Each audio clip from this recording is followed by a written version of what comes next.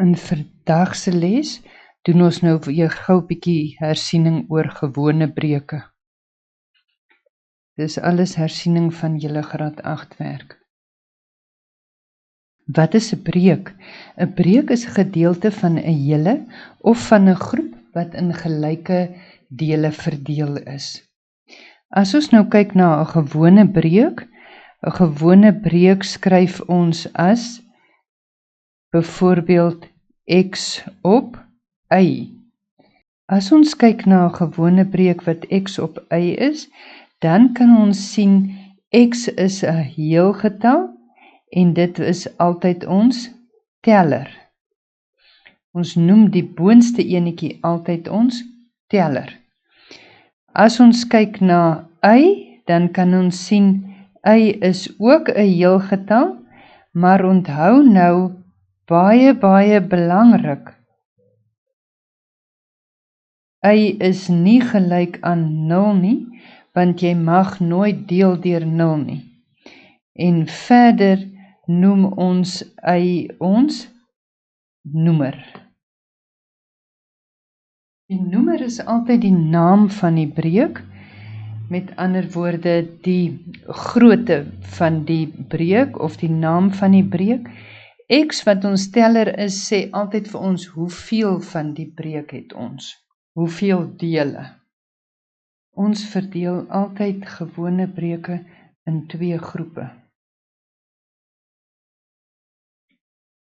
Die eerste groepie waarin ons hom altyd verdeel, is die eerste groepie is 'n egte breuk. Nou wat beteken 'n egte breuk? 'n Egte breuk is my teller altyd kleiner as my noemer.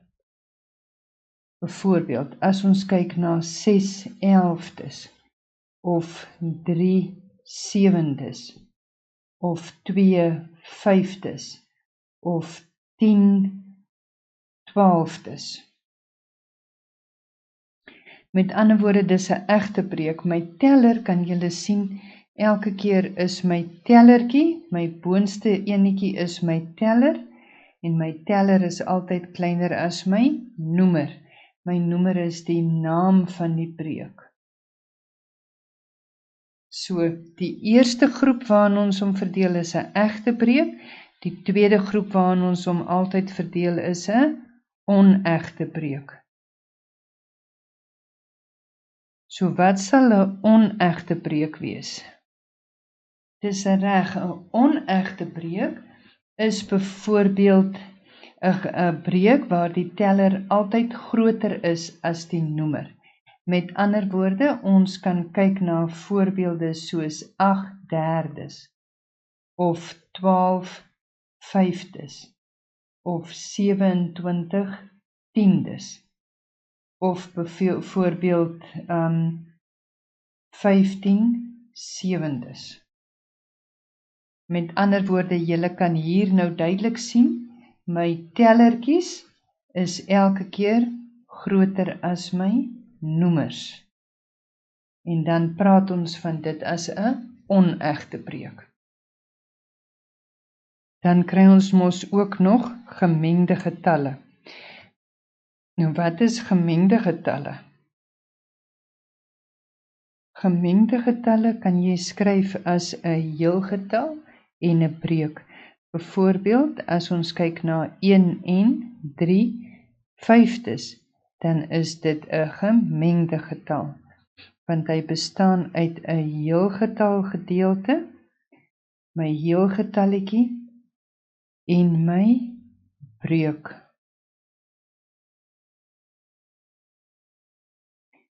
Nou hierdie gemengde getal kan ons altyd gaan skryf ook na 'n onegte breuk toe.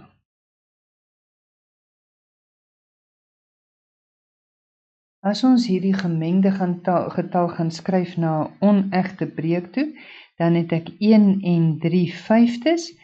Net so het julle dit al geleer hoe om dit te doen. Jy gaan sê 1 maal met 5 en 1 maal met 5 gee vir my 5 en dan tel ek 3 by, dan word dit 8/5. 1 maal met 5, jy maal die 1 met jou noemer, en dan tel jy jou teller by, en dit word dan jou onegte breek. So, hierdie enetjie is my gemengde getal,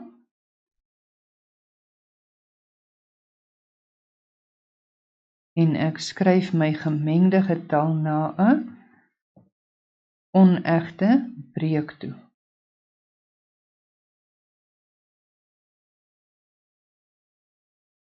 Ok, nou net so kan ons 'n onegte breek ook skryf na 'n gemengde getal toe.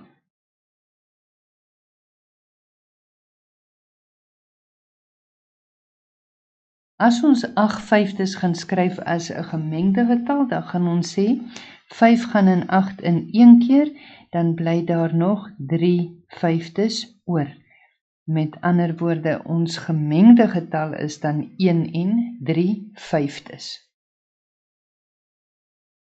Kom ons kyk 'n bietjie na wat is ekwivalente breuke. Kan julle nog onthou wat is 'n ekwivalente breuk? Ekwivalente breuke, ja, dis reg, is breuke wat dieselfde waarde het. As ons byvoorbeeld kyk na 1/8 en ons kyk byvoorbeeld na 2/16 en ons kyk byvoorbeeld na 125 op 1000, dan kan ons sien dat hulle is almal ekwivalente breuke. Met ander woorde, hulle het eintlik almal presies dieselfde waarde. As ons nou kyk na ekwivalente breuke, dan kan jy sien, hoe kom ons by ekwivalente breuke uit? Ons het hierdie teller vermenigvuldig met 2. 1 maal met 2 gee vir my 2. As ek die teller vermenigvuldig met 2, dan moet ek die noemer ook vermenigvuldig met 2. En dit gee vir my 8 maal 2 is 16.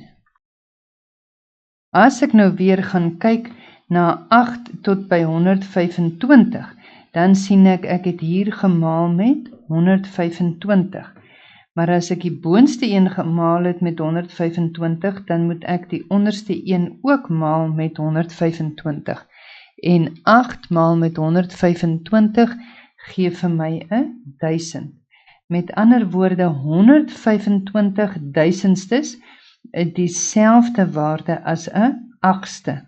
So hulle is ook ekwivalente breuke. Dis baie belangrik. Ons kry ekwivalente breuke deur die teller en die noemer met dieselfde heelgetal te vermenigvuldig.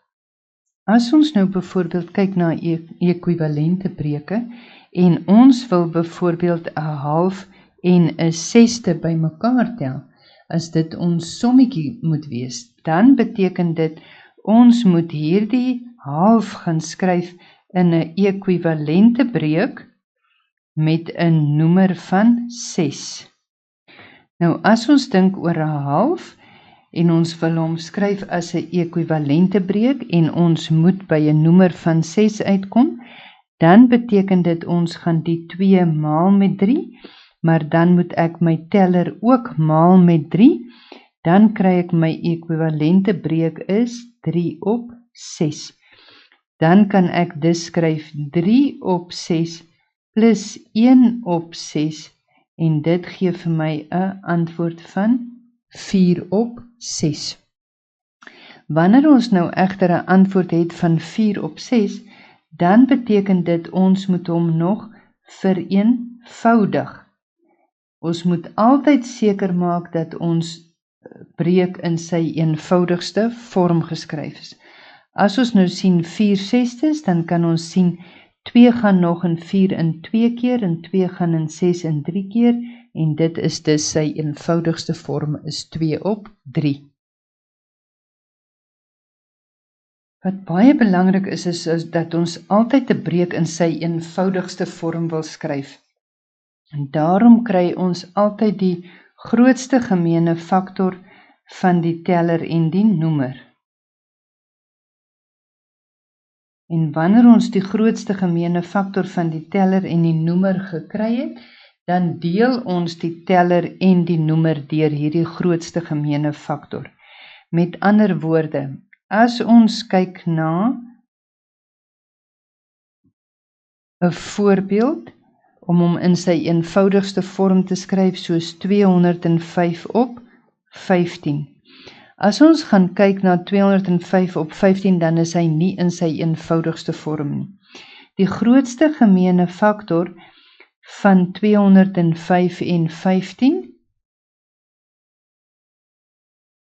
dit moet jy weer gaan kyk uit jou beginlessies uit, waar ons geleer het hoe om die grootste gemeene faktor of die grootste gemeene deler uit te werk. Die grootste gemeene faktor van 205 en 15 is 5. Met ander woorde, jy gaan hierdie breek skryf deur 205 te deel deur 5 en dan nou net so gaan jy die 15 deel deur 5, want onthou wat jy bo doen, moet jy onder doen. So as ons hom nou deur die grootste gemeene faktor gedeel het, dan kry ons 'n antwoord van 41 op 3. Nou kan ons sien hierdie 41 op 3 is ook 'n onegte breuk. Want jy kan sien jou teller is veel groter as jou noemer. So hierdie onegte breek kan ons dan ook gaan skryf as 'n gemengde getal. As ons hom skryf as 'n gemengde getal, dan sê ons 3 gaan in 41 in 13 keer, en as hy 13 keer in 41 ingegaan het, dan sê ek 13 maal 3 is 39, en dan bly daar nog 41 minus 39 is 2/3 oor. Om 'n gewone breek as 'n desimale getal te skryf, moet ons eers die gewone breek as 'n ekwivalente breek skryf met 'n noemer wat 'n mag van 10 is. So, as ons byvoorbeeld kyk na 4/5 en ons wil 4/5 skryf as 'n desimale getal, dan gaan ons kyk hoe kan ons die noemer as 'n mag van 10 kry. Ons gaan 'n ekwivalente breek skryf as ons 5 maal met 2, dan gaan ons mos kry my noemer is 10. En 10 is 'n mag van 10, is 10 tot die mag 1. Maar onthou nou wat ek onder doen, moet ek bo doen, om die ekwivalente breek te kry. Met ander woorde, ek gaan 4 ook maal met 2, en dan kry ek dit is 8/10. 8/10 kan ons dan weer skryf as 'n desimale getal van 0,8. As ons nou weer ook 'n gewone breek as 'n persentasie wil skryf, moet ons die breek verander na 'n ekwivalente breek met 100 as noemer. Met ander woorde, as ons weer byvoorbeeld kyk na 4/5, om hom te skryf as 'n persentasie, moet ons 5 by 100 uitbring. So, om 5 by 100 uit te bring, gaan ons hom maal met 20. 5 maal met 20 gee vir my 100. Maar onthou nou, as ek onder die lyn gemaal het met 20, dan moet ek bo die lyn ook maal met 20, en 4 maal 20 gee vir my 80. En 80 uit 100 is met ander woorde 80%. As ons 'n breek uit 100 het, kan ons dit uitdruk as 'n persentasie. En die persentasie is dus 80%. Jy kan hierdie lesie nou inoefen deur die huiswerk te doen, wat ek weer vir jou gaan saamstel. Geniet die huiswerk.